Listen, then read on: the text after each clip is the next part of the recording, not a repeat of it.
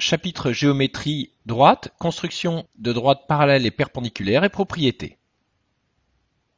On donne la figure composée des droites D et D' et des points A et B. Tracez la droite D1 perpendiculaire à D passant par A, D2 perpendiculaire à D' passant par B, et enfin D3 parallèle à D' et passant par A. Que peut-on dire ensuite des droites D2 et D3 en justifiant la réponse? On veut donc placer la droite D1 perpendiculaire à D et passant par A. On doit donc placer un des côtés de l'angle droit de l'équerre sur D et l'autre côté doit passer par A. Ne pas oublier ensuite de prolonger le tracé, puisque c'est une droite.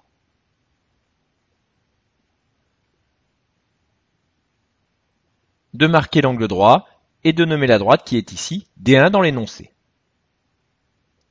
On demande ensuite de tracer la perpendiculaire à D' passant par B. On place donc un des côtés de l'angle droit de l'équerre sur la droite D'. Ensuite, l'autre côté de l'équerre doit passer par B.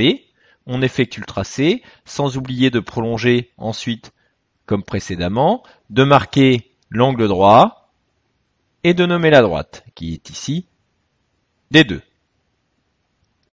Tracer ensuite la parallèle à D' passant par A.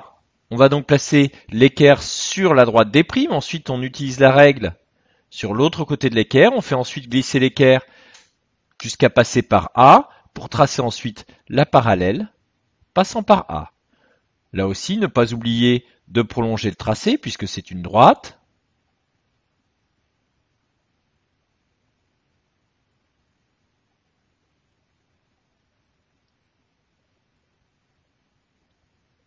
Et de nommer cette droite.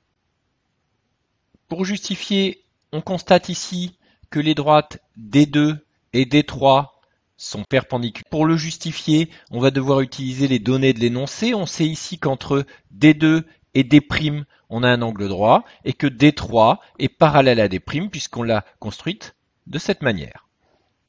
Il faut donc commencer par énumérer ce que l'on sait compte tenu des données de l'énoncé.